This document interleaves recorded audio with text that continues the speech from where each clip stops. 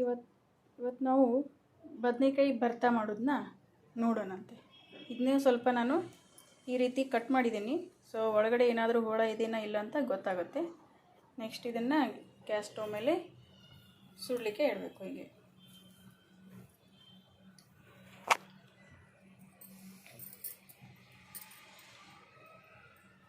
ಹೀಗೆ ಇದನ್ನ ಸುಡ್ತಾ ಇರಬೇಕು ನೋಡ್ಕೊಂಡು.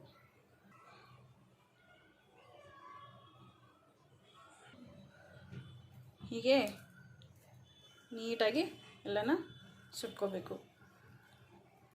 ಈಗ ಸ್ವಲ್ಪ ಹೊತ್ತು ಇದನ್ನ ಆರ್ಲಿಕ್ಕೆ ಇಡ್ತಾಯಿದ್ದೀನಿ. ಹೀಗೆ ಸ್ವಲ್ಪ ಆನಿಯನ್ ಸುಟ್ಕೊಳ್ತಾ ಇದ್ದೀನಿ. ಈ ರೀತಿ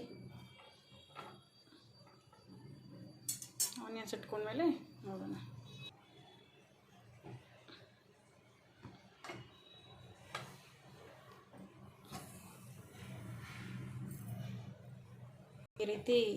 ಈ ರೀತಿ ಫ್ರೈ ಆಗ್ತಾಯಿದೆ, ಸುಡ್ತಾಯಿದೆ ನೋಡ್ಕೊಳ್ಳಿ.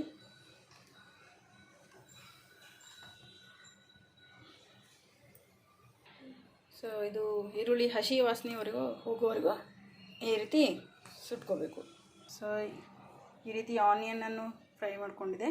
ನೆಕ್ಸ್ಟ್ ಇವಾಗ ಮೆಣಸಿನ್ಕಾಯಿನೂ ಕೂಡ ಸುಟ್ಕೊಳ್ಳೋಣ. ಈ ರೀತಿ ಹಸಿ ವಾಸನೆ ಹೋಗಬೇಕು, ಆ ರೀತಿ ನಾವು ಸುಟ್ಕೊಳ್ಳೋಣ. ಸೊ ಈ ರೀತಿ ಎಲ್ಲನೂ ಹುರ್ಕೊಂಡಿದ್ದೀನಿ. ಇವಾಗ ಎಲ್ಲನೂ ಮೆಣಸಿನ್ಕಾಯಿ ಇದರಲ್ಲಿ ಹಾಕ್ತಾಯಿದ್ದೀನಿ, ಈರುಳ್ಳಿ ಹಾಕ್ತಾಯಿದ್ದೀನಿ. ಇದು ಬದನೆಕಾಯಿ ಆರಿದೆ. ಸ್ವಲ್ಪ ಇದನ್ನು ನಾವು ಮೇಲೆ ಇರುವಂಥ ಸಿಪ್ಪೆನ ನೀಟಾಗಿ ತಗೋಬೇಕು.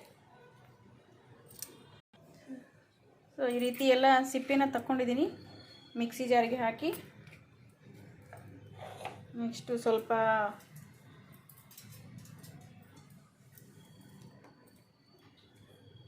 ಬೆಳ್ಳುಳ್ಳಿ ಹಾಕ್ಕೊಳ್ಳೋಣಂತೆ. ಬೆಳ್ಳುಳ್ಳಿ ಹಾಕಿದ್ಮೇಲೆ ಸ್ವಲ್ಪ ಕರಿಬೇವು, ಸ್ವಲ್ಪ ಜೀರಿಗೆ, ರುಚಿಗೆ ತಕ್ಕಷ್ಟು ಉಪ್ಪು. ಖಾರ ಜಾಸ್ತಿ ಬೇಕು ಅನ್ನೋರು ಇನ್ನೂ ಸ್ವಲ್ಪ ಖಾರ ಮಾಡ್ಕೋಬೋದು. ಇವಾಗ ಎಲ್ಲನೂ ನೈಸಾಗಿ ಗ್ರೈಂಡ್ ಮಾಡಬೇಕು.